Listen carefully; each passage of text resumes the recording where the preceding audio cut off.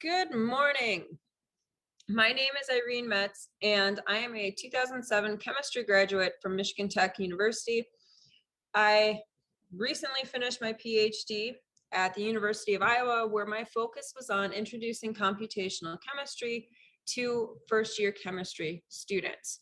I teach at Hawkeye Community College, so I've been implementing this with my students in my introductory chemistry level courses and then my general chemistry courses. So what I'm going to show you today is how I use the software Opium to examine the Aufbau Principle through computational chemistry. Now, if we look at some of the goals for first-year chemistry courses, they are to help refamiliarize students with the metric system and with unit conversions, provide students with foundations for future coursework in a variety of fields, introduce various aspects of chemistry. This can range from stoichiometry all the way up to kinetics and equilibria. We also need to teach hands-on techniques, build communication and teamwork, and then ideally, when possible, we want to make connections and build bridges between the course material that they're covering and then various real-world applications so they understand why they're learning it. Now, where is computational chemistry in first-year chemistry? And it turns out that it's actually missing from a large chunk of the curricula. When it is included, it turns out that they are primarily using it to look at VSEPR theory, chemical bonding, and modeling. So what shapes do our molecules have? That's where it's used for. Ideally, we want to have a well-rounded curriculum that includes all aspects of chemistry, including computational components. Because as it's been stated throughout this Computing MTU showcase, computing is central to all the sciences. We need it to help us with problem solving these days. So why do we want to introduce it early on in the first year curriculum? It turns out data analysis and some basic coding or use of software is required for many fields. The majority of my students are nursing students, and they need to know how to input data. They also need to know how to extract data. They just don't realize it when they pick their program.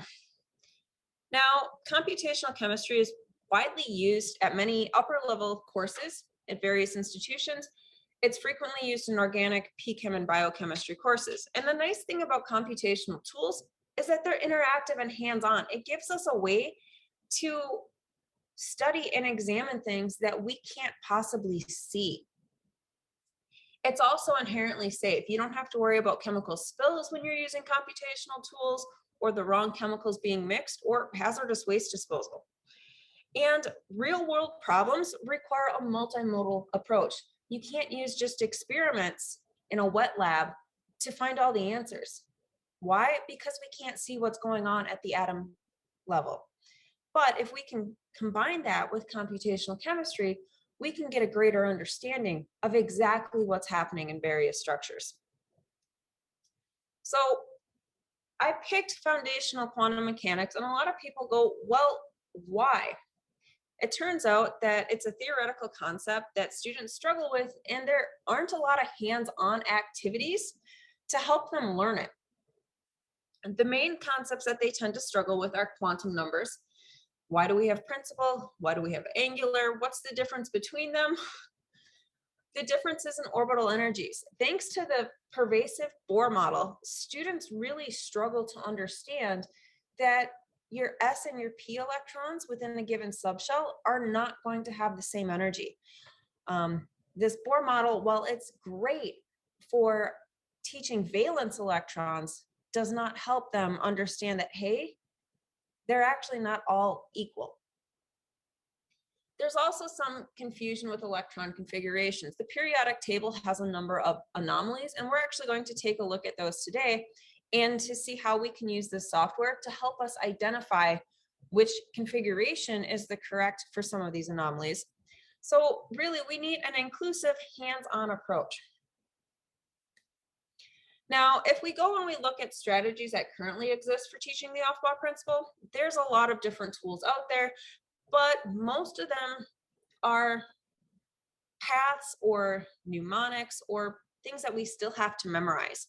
So doing some digging, we find that there's the wiggly path, there's the chessboard or Christmas tree analogy, the house or apartment analogies. There's even a car analogy out there relating your different sublevels to different types of vehicles, as my students like to tell me. There's chunking strategies, and then there's mnemonics and candy. But these still rely on memorization. What if we could have them explore this and come up with data that's going to help them understand rather than solely relying on memorization? So when I looked for pre-existing open source computational activities, why open source? I teach at a community college. We don't have a lot of funding. So their existing computational chemistry exercises primarily focus on VSEPR theory. So there's some on PhET and ChemThink. I actually use the VSEPR ones with my classes. Intermolecular forces, chemical bond formations, and then there's electron configurations through Gizmo. This Gizmo one really just has them fill in the electrons. It doesn't help them understand why your 2s and your 2p are different in energy, because they basically just have this configuration boxes that they have to fill in. Okay, so I decided to use opium to design an activity. So opium is the open source pseudopotential interface unification module. It's used for pseudopotential design in density functional theory. It is a free pseudopotential design software, and it runs great in Linux or on Macs. If you're using Windows, you're probably going to want to install a virtual machine. And it runs quantum mechanical calculations of atoms using DFT or density functional theory. It works in tandem with XMGrace to create wave function plots, which can help us then teach and examine nodes. The nice thing is it's a binary executable, which means it only requires very simple Linux commands to work. So what we have here on the right is the all electron wave function for the valence orbitals of carbon. Now, what is DFT? Well, DFT relies on the Kohn-Sham density functional theory, where we take an interacting system of real electrons experiencing a real potential, and what we're going to do is we're going to map it to a fictitious system of non-interacting electrons experiencing an effective potential, and then add everything that's really complicated in an exchange correlation energy term. So if we look at our expression for energy using DFT, we have our non-interacting kinetic energy, we have Coulombic interactions, electron nuclear interaction, and then that exchange correlation functional. So how does this relate to first year chemistry? They obviously can't do the math. It requires quite a bit of differential equations. But if we look at what we do teach in terms of kinetic and potential energies in that first year level, we teach a very simplified algebraic expression for kinetic energy, 1/2 times your mass and velocity squared. And we can help them see that connection in the basically the quantum mechanic version of that, h bar squared, second derivative of psi over -2m over our change in position squared. So the derivative of that. They can see similarities. Do I expect them to do the more complicated math? No, that's what the computer does. We can see the same thing for potential energy when we're relating two particles to each other as well. We can take their simplified electrostatic potential energy and we can compare it to our Coulombic potential energy, and we can look at those similarities. Okay. So again, we're not expecting them to understand the complexities of the math used in density functional theory, but we do want them to say, hey, there's a little bit of similarities between what we've covered in class and these equations. So how does this correlate between the software opium and electron configurations? Well, it turns out in order to run the software, you need to have a fixed electron configuration. And you can pretty much come up with any configuration you want. Okay.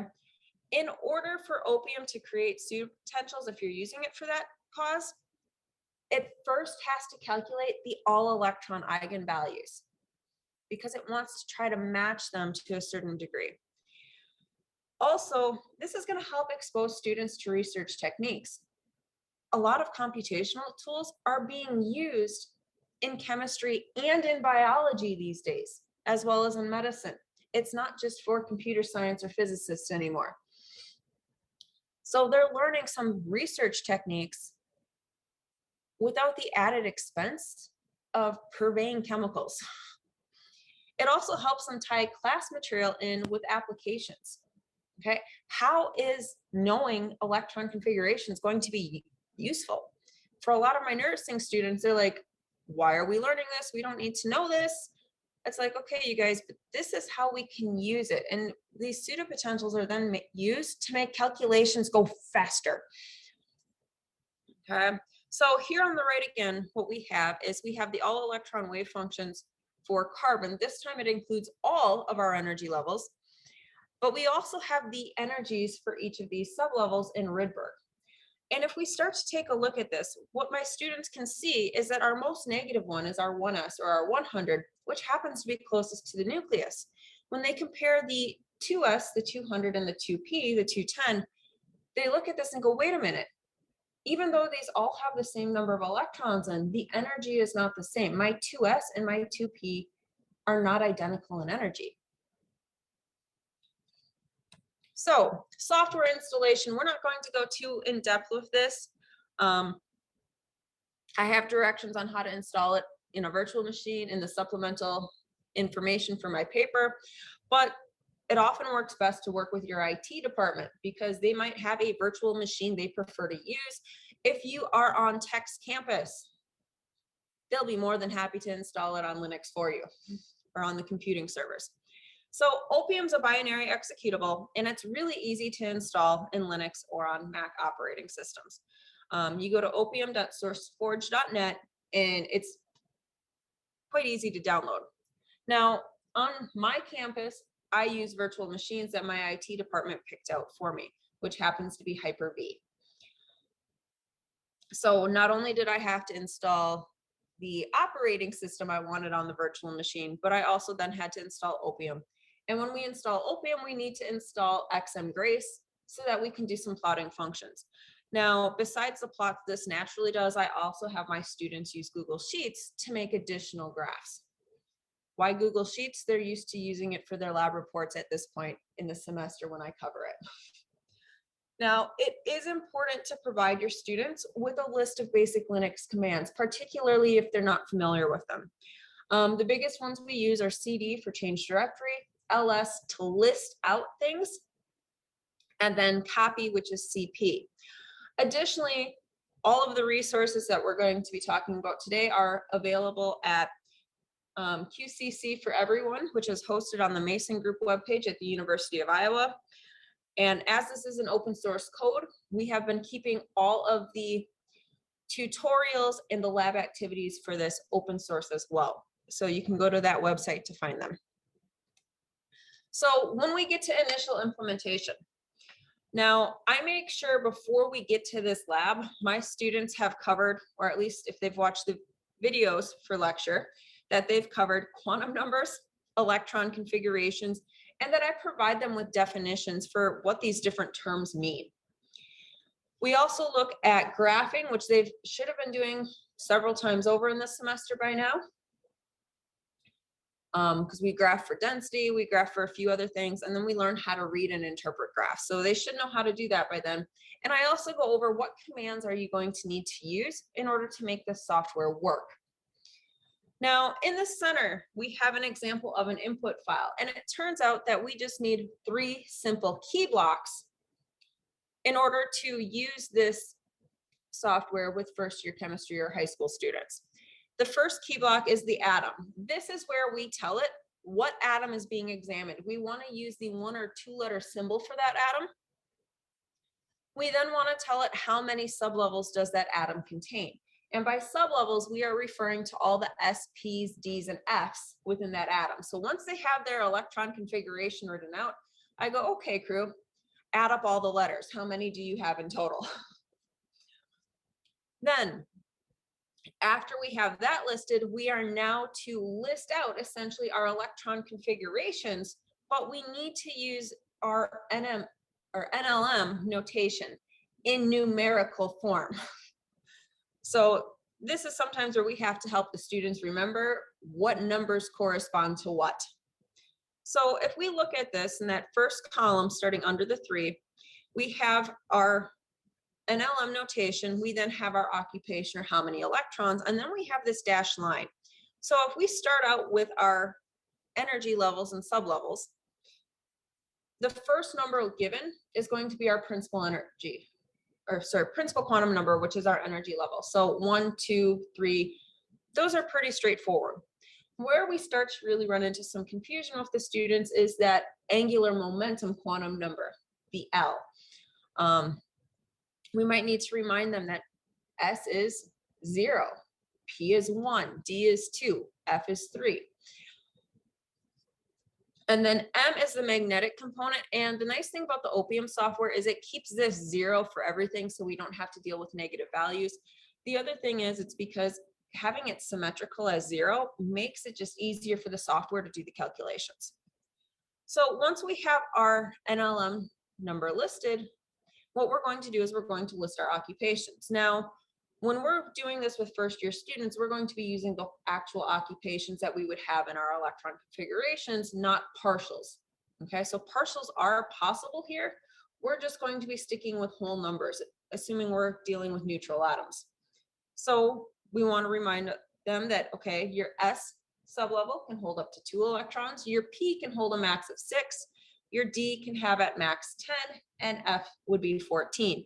Now, my students very rarely deal with the F sublevel. We usually stick with the S, P's, and D's, go through maybe our first 2 rows of transition metals. Okay. After our occupation, we're going to put a space, and then we're going to have a dashed line. And what that dashed line is for our energy guesses. And if we have no clue, the dash is what tells the software, hey, you need to calculate this for us. We have no idea what it is. So this then is going to bring us to our second key block, which is pseudo. Typically, this is used for constructing your pseudopotential. But what I have found out is that you can actually use this to plot all the wave functions contained within that atom for each of the sublevels. So I will usually have this first number match the total number of sublevels I have above in my atom key block. Okay. Now, the next thing you want to do is list the radius you want to use for each of your valence orbitals. So I usually use my periodic table. I find the radius and an atom, make sure it's in angstroms, and then multiply it by 2 just to make sure we have sufficient room for plotting. You're going to list that radius to use the same number of times that you have sublevels. So for something like carbon, where we just have 3 total sublevels, we only need to list our 1.6 that we're using for our radius 3 times. Underneath that, we're going to tell it opt. This is how we want it to do the calculations. When we use that opt, we need to have our third key block known as opt info. What we do in this section is we are going to have the cutoff wave vectors and the number of Bessel functions, and it needs to be listed as many times as we have sublevels. Now, I tell my students not to mess with these numbers. They're just going to use 7.07 and 10 for each of them. Okay, they are not actually trying to design pseudopotentials. We just want their wave functions graphed. So the first thing we want to do before pre-lab activity is assign elements. I will typically assign 2 to 3 elements per student, depending on the class size and depending on which class. With my introductory level students, they get 2 elements. My Gen Chem students usually get 3. So I then ask them to come up with test configurations for it. Now, one of these test configurations is required to be the correct one, and they need to write out the full ones. Their other test configurations can be anything they wish to try, and these get highly entertaining, okay? I do tell them they can't break certain rules. You know, you can't have more than 2 in an S, more than 6 in a P, but we will see quite the entertaining range sometimes. They'll decide they're going to start in the middle of the periodic table and go from there. So once they have their test configurations written, they each got the same number of total electrons in it. They have to figure out how many total sublevels. They also need to find an atomic diameter to use for each of these. They repeat this for each element. Now, when I do this activity, I do this in a 2-hour lab with my intro students. My general chemistry students actually do it over 2-hour labs because they go a little bit more in depth. Not only do they do the neutral atoms, but they do ions, and then they're going to have to calculate ionization energies. So they just have more input files to build, so I give them more time. So once they are ready and they've got their pre-labs turned in and I've checked them to make sure that at least one of those test configurations is right, in lab, they're going to essentially access in the command line. We're going to start by building an input file. So crew, we're going to switch over for now, and we're going to start looking at how we're going to do that. So if we pick an element, and I'm going to pick on aluminum first, the command we want to type is Emax. We're going to use the symbol for the element, al.param. This should open a blank Emax window where we can start building our input file. Okay, we start with atom. We list our symbol for our element, and we then need to list how many total sublevels it has. Aluminum is in period 3, it's in the P subblock, so there are 5 sublevels. If we go through and look at our electrons, we can put in our electron configurations in our NLM notation. Okay, so we've got our 1s, our 2s, our 2p, which there are all 6 of them, our 3s, and a 3p. And there is only 1 in our 3p. So after that, we're going to hit enter, and then we're going to type in pseudo. Now, it turns out with atom and pseudo, if you don't capitalize them, it's going to work fine. But if you use a non-square bracket, you're going to have to go back in and make corrections later. Okay. And honestly, the biggest errors I see my students make are typographical ones. Usually pseudo gets misspelled a lot. And then it's either they use parentheses or the squiggly brackets instead of the square brackets. So we run into some issues, but they're usually pretty easy to fix. So we have 5 sublevels in our first key block. We also want to have 5 then in our pseudo key block. Using a fancy periodic table that has way too much information on it, I can find that my diameter is going to be approximately 2.8. And if it's a little large or a little small, you're still going to be okay. So I need to list 2.8 out 5 times. And then underneath that, I'm going to type opt. Under opt, I'm going to hit enter twice and then put in opt info and list out 7.07 and 10 5 times.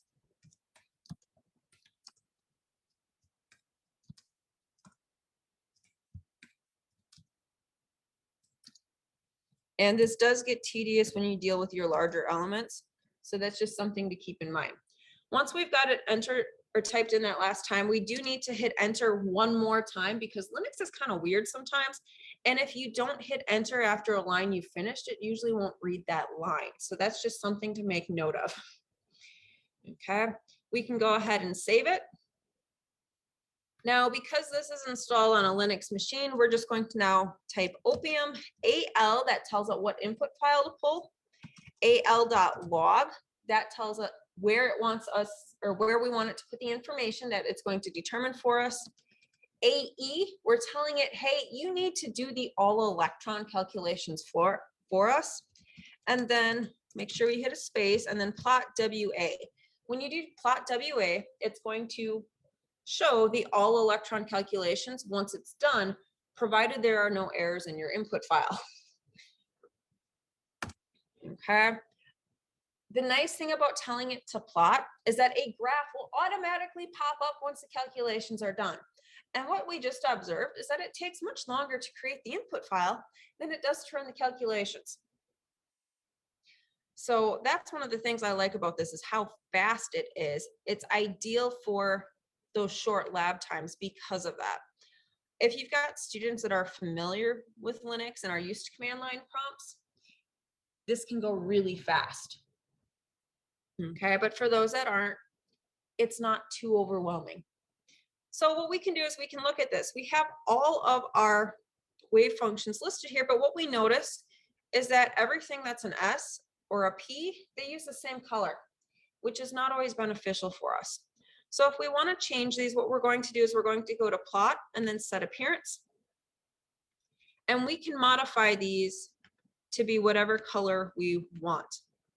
So we pick the color, we change the style, we can hit apply. So here I just changed my 2S to a blue line.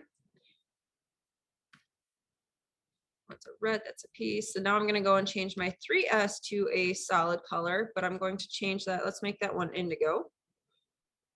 Apply.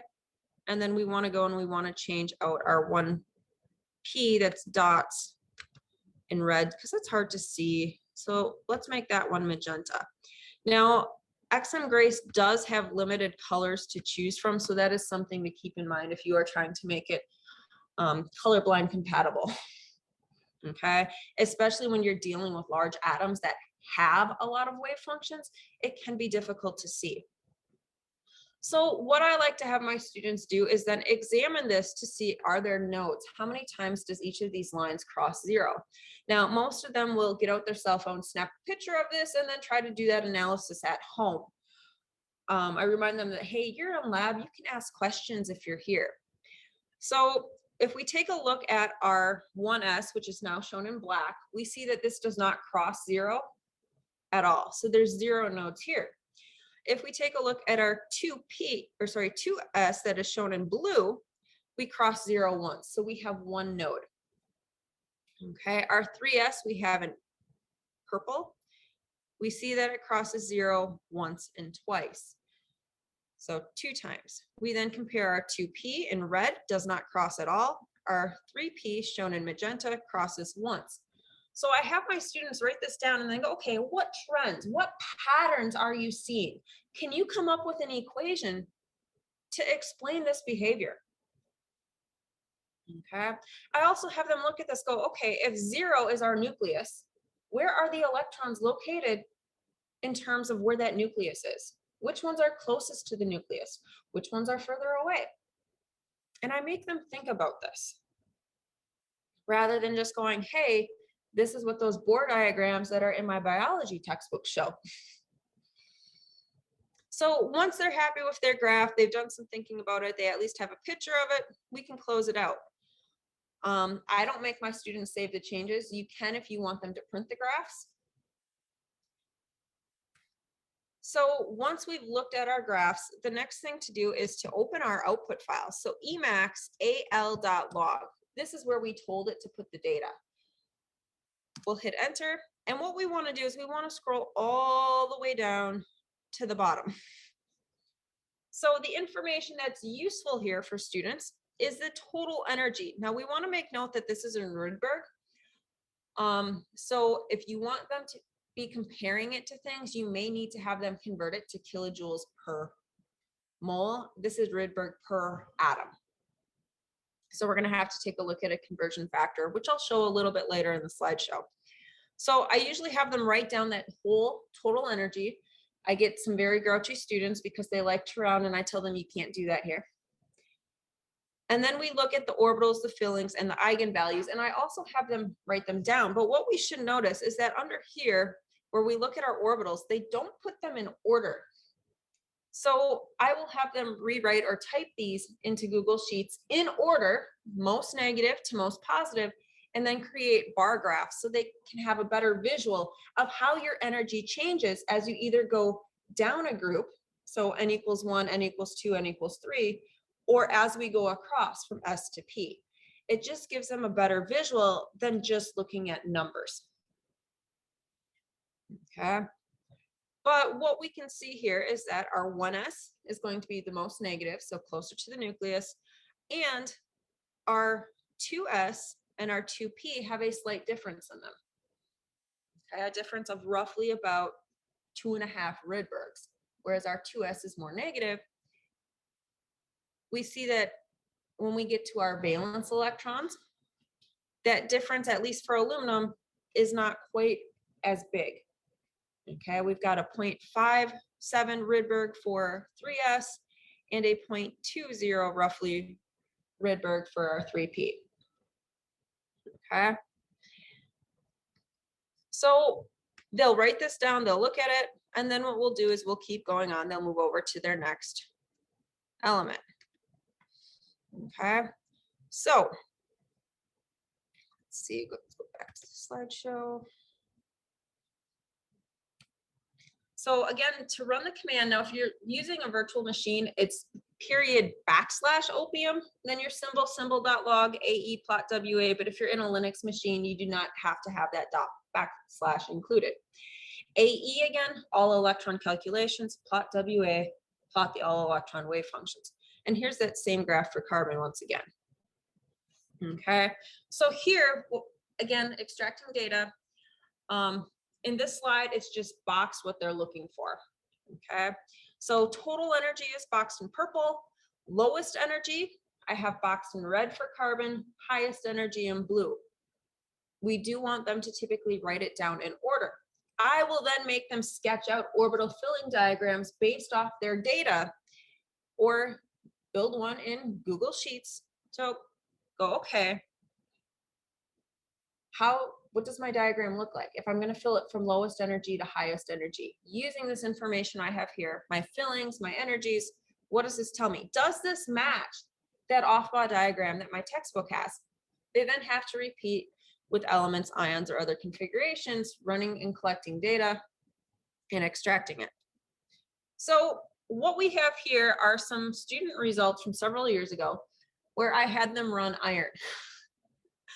So we've got the standard configuration first, and what we see is that our total energy is roughly around negative 2526.6 Rydberg. Now, their test configurations that we had, this first one here, student test configuration 1, it had a typo in it. If we look at that total energy, we go, wait a minute, that's significantly higher than the true configuration. Well, that's part of it. We want them to recognize, hey, something's off here. What is it? Well, once you go and look through their data, we go, oh, we had a mistype. We left an electron out of our very first energy level, which is a common mistake I will see my students make even when they're writing out answers in their homework or exams. For whatever reason, they like to do 1s1 and forget about helium. Okay, student test configuration 2, we see that this total energy is much closer to what our true configuration has, but it's slightly higher. Well, what's the difference here? For their test configuration, the student decided they were going to remove their electrons from their 4s sublevel and put them in their 3d sublevel. So we can use this to, okay, now how do we identify the correct configuration? We know the center one is off because there's a huge difference. So it can't be the correct one that's significantly larger or higher in energy. But if we look at then A and C, which one's correct?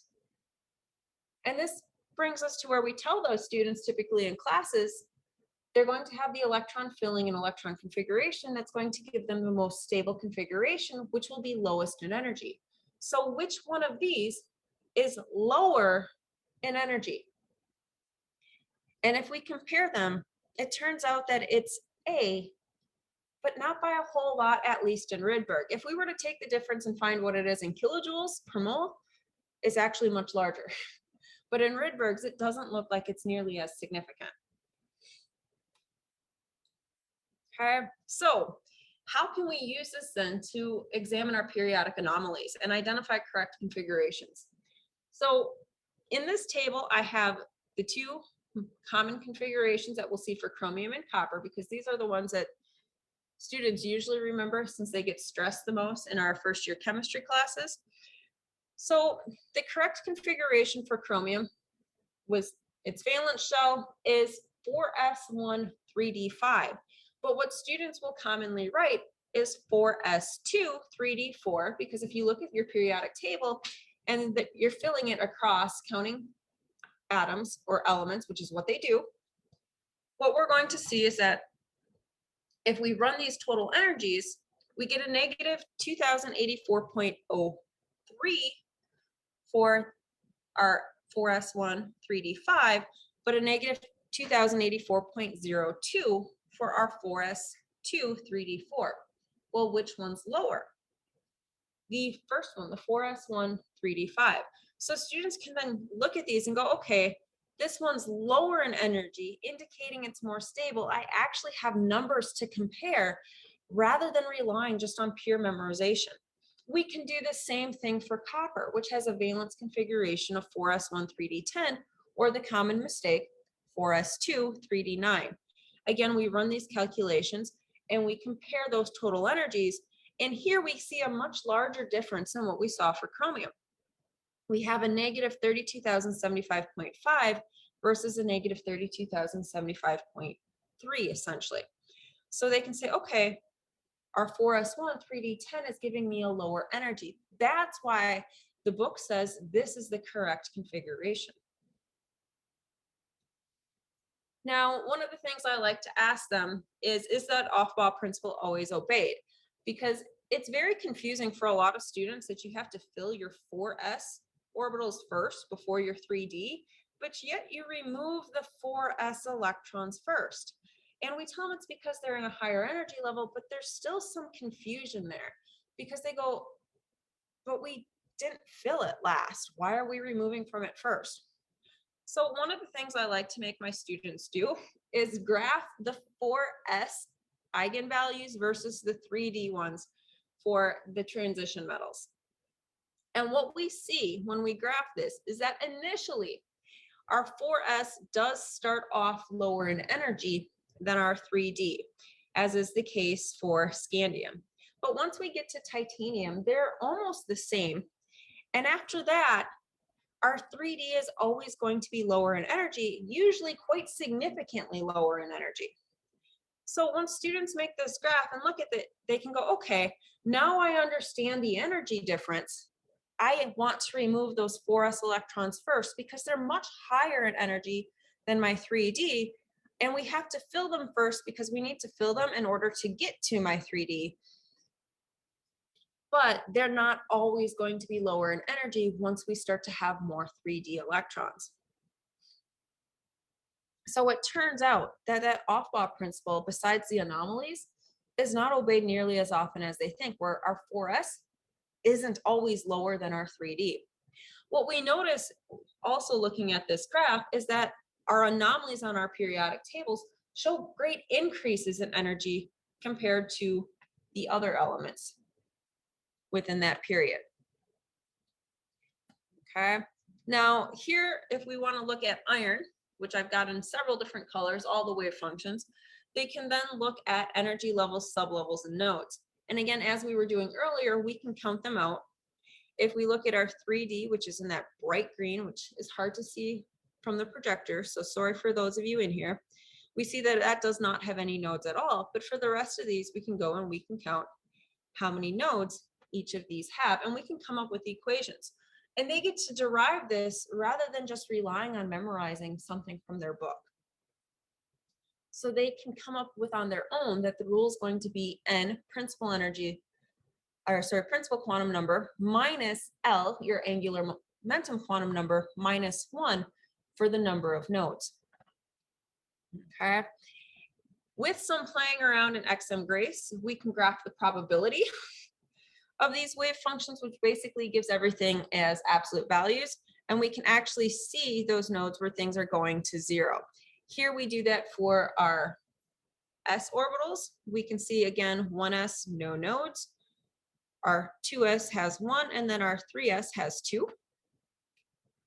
If we look at everything within our n equals 3 sublevel, we can go, okay, my 3s is going to have 2 nodes as shown here in black. My 3p has 1, and my 3d doesn't have any at all. It also helps us identify where our electrons might be in terms of each of these sublevels, or at least give them a rough idea.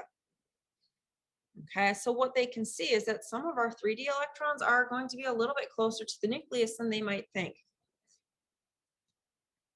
Now, one of the things I like to do now, when I do this crew, because I'm assigning 2 to 3 elements per student, we are compiling all of the class data in a massive Google Sheet, which I usually go through and check to make sure that, one, I can read their handwriting, but two, they haven't rounded things. So I usually end up running all of these calculations as well and building a database to compare their results to.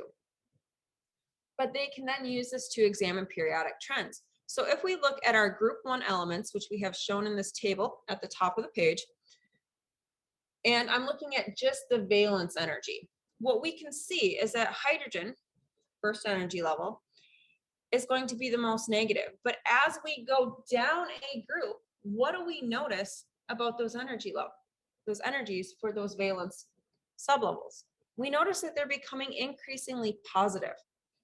So I go, okay, do you think this explains then why it's easier to remove an electron from rubidium versus lithium?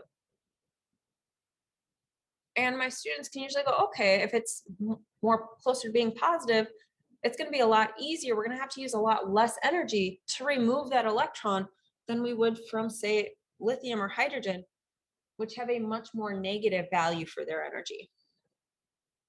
We can also look at a period, which I have shown in the large table down below. So if we look at our valence energies going across a period, okay, we can see that as we go across a period, our energies for each sublevel are becoming increasingly negative. So I'm like, okay, guys, so tell me, what's going to happen as we go across? Is it going to become easier or harder to remove electrons? They can usually look at this, okay, if we look at this, it's becoming more negative, which means it should be harder to remove an electrons as we are moving towards our noble gases, because we're going to have to put more energy in to get that electron off. But then this also gives them a way to compare the different groups to each other, because if we go down a group, we can go, okay, whenever we go down a group, it's getting more positive, meaning that the further down we are on our periodic table, the easier it's going to be to remove an electron. Now, with my general chemistry students, they also get to do ionization energies. So in order to do ionization energies, what we need to do is we need to run the calculations for a neutral atom, your +1 cation, +2, so on and so forth.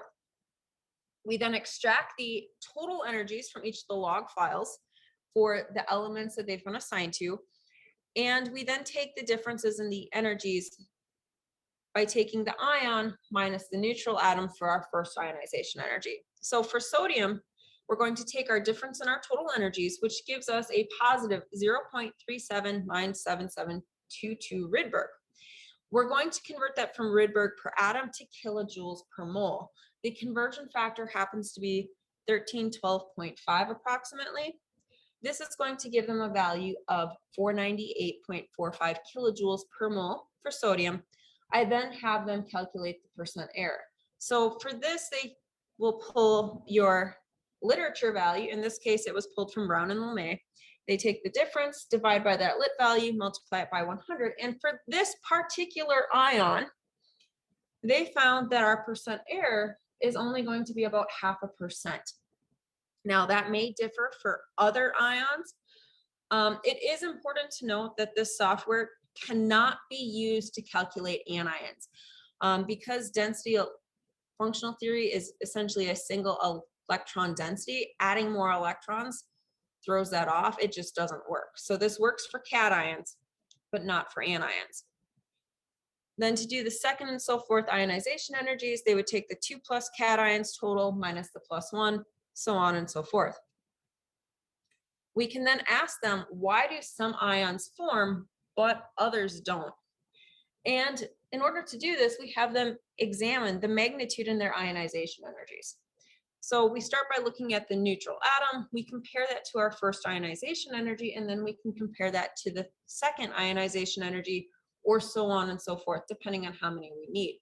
For sodium, we really just need that second ionization energy. And what we see is that removing one electron only takes about 500 kilojoules of energy. But if we want to remove a second one, we need almost 10 times as much energy in order to remove a second electron.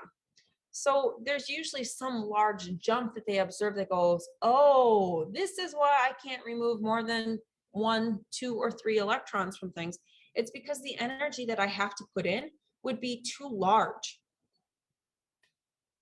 So what are some of the benefits of introducing computational components to first-year students? Well, as one of the young ladies said at Monday night with our opening discussions, is that a lot of students are actually intimidated by coding and programming. And if we can introduce it early and in some way that applies to what they're currently learning or what they're interested in, not only can we expose them early, but we can show them how it's useful.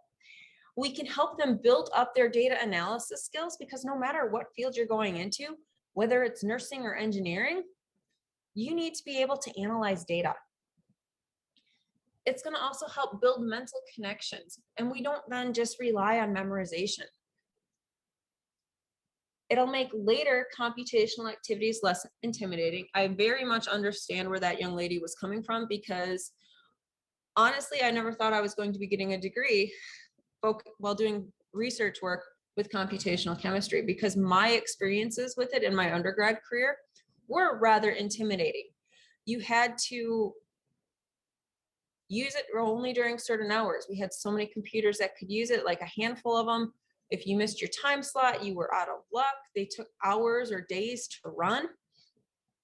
These days, a lot of your calculations take minutes. Yes, there's still some that take considerably longer amounts of time, but they're usually dealing with hundreds or thousands of atoms.